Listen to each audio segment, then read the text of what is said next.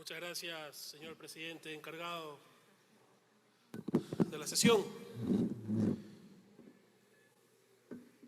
Un gobierno que no brinda las más mínimas garantías, un gobierno que no brinda seguridad a sus ciudadanos, que no brinda libertad, derechos como el de la libertad, el del trabajo, el de la propiedad, de la justicia, el de la salud, es un gobierno que ha faltado a la voluntad del pueblo ecuatoriano.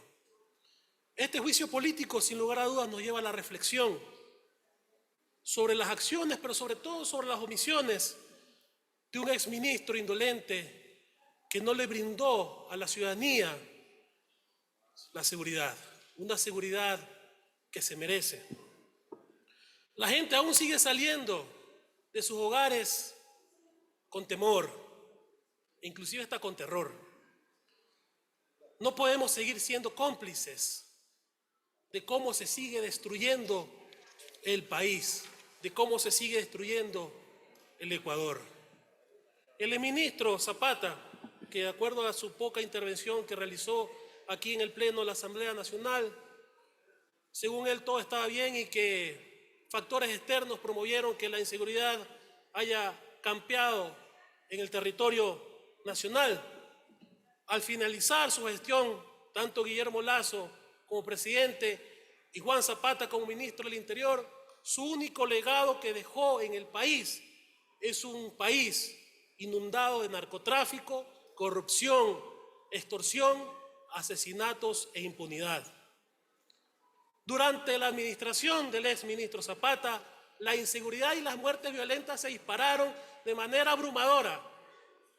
En 2023 se registraron 7.592 muertes violentas, la que le convirtió en este año el año más violento de la historia del país.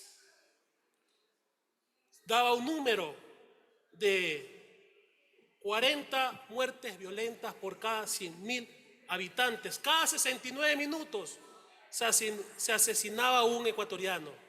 Y no solamente ciudadanos, sino que también, lastimosamente, se terminó la vida con actores políticos, sociales, y que dejó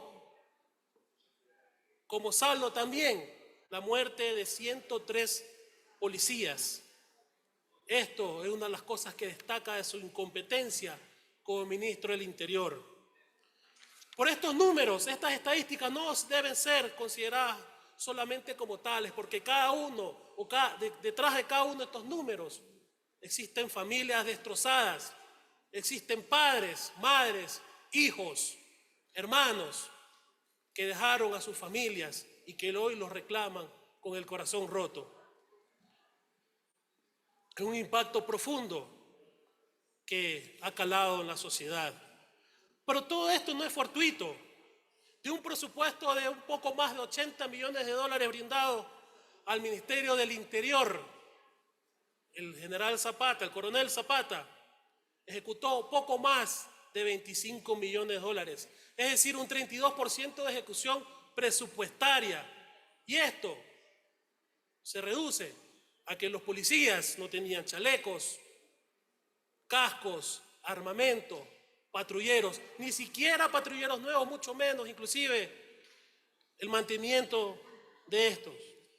Es visible como inclusive en las redes sociales veíamos testimonios de policías y ciudadanos comunes que se sentían amenazados constantemente y que constantemente veían sus patrulleros destruidos, sus unidades de policías comunitarias completamente en abandono. Lamentablemente los delincuentes en la actualidad constan de mejores condiciones logísticas y armamentísticas, por supuesto, inclusive que la Policía Nacional. Y esto hace víctima a la ciudadanía sin importar su condición económica o social, dejándonos en una sociedad completamente insegura. Esta ola delincuencial, esta ola de criminalidad ha dejado profundas cicatrices en nuestra realidad, que desafortunadamente aún no se ha superado.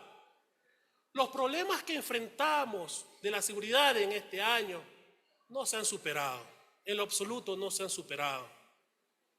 Continuamos viendo un alto índice de delincuencia, de extorsión, de sicariatos, de vacunas a nuestros queridos y desprotegidos microempresarios. Aunque los contextos pudan haber cambiado, por supuesto que sí, aún no se entiende que la delincuencia no solamente se combate con un Estado policial. Hay que entender que la delincuencia o el caldo de cultivo de la delincuencia son las injustas estructuras sociales y políticas de nuestro país, la falta de oportunidades, la falta de trabajo. Por más que nos engañen, traten de engañarnos, seguimos siendo un país con altos índices de desempleo, altos índices de delincuencia. La falta de oportunidades, el trabajo, la falta de educación, el acceso a la educación, el deporte, el arte y la cultura, es una utopía, sin lugar a dudas, en este nuevo Ecuador.